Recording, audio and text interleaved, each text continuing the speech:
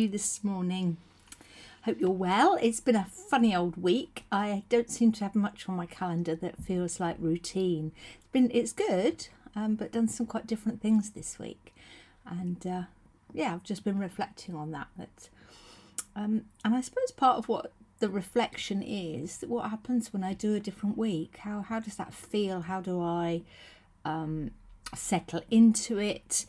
And what does that mean for the sort of ministry that I feel called to do? Because everything I've done this week is right to do.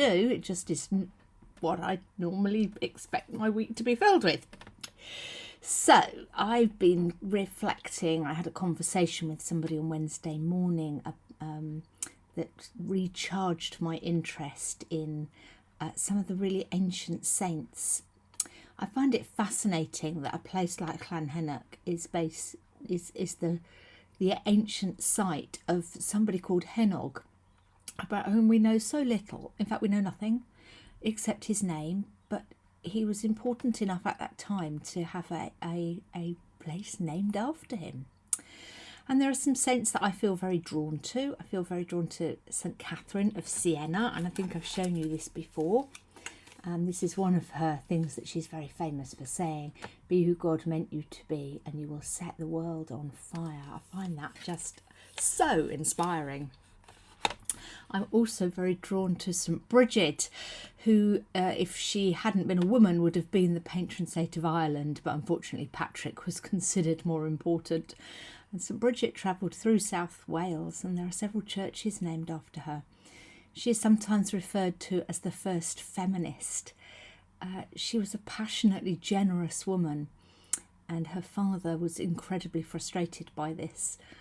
And I love that idea that she just kept on giving, and every time she gave, God replenished the stock from which she gave. What a wonderful, wonderful witness that is.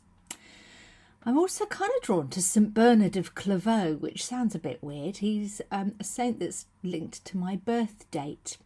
And there's stuff about him that doesn't sit very comfortably, but there's other things that I feel very drawn to.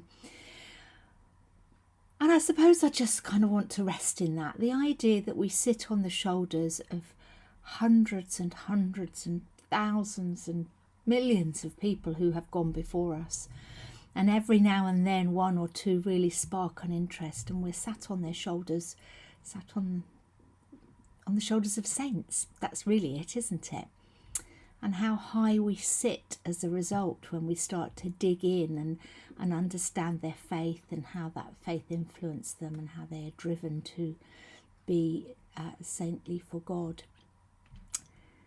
I wonder who draws you in, who you keep returning to. Have you ever looked up any of the important dates in your life to see who the saints are for those days? Or are there circumstances that have drawn you to a different saint? I just don't think we can ignore the past. And I know we have to look to the future and we have to build for the future, but we mustn't forget that we're building on the legacy of those who've gone before us.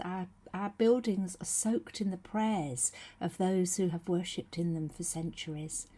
And our places that we return to and the places that we love are settlements that have saintly histories. So I guess I'm inviting you to go and explore that a little bit today, and see who crops up, and see what sparks an interest, or who can't you settle away from, who keeps drawing you back in. And enjoy it. I'd love to hear who. I mentioned this to one of my children, and she said, oh, what about St. Agnes? I'd never heard of her. I went and looked her up. I thought, oh my goodness, she's amazing too. Go and have a dig around, and if there's anybody you are interested in and can't find much about, come back to me and we'll see if we can find something out together. I'd love to know who you are inspired and excited by. I hope you have a good day today, and I'm sure I shall hear from some of you, and I shall continue with my weird and wonderful week. I shall see you soon. Lots of love and God bless. Bye bye.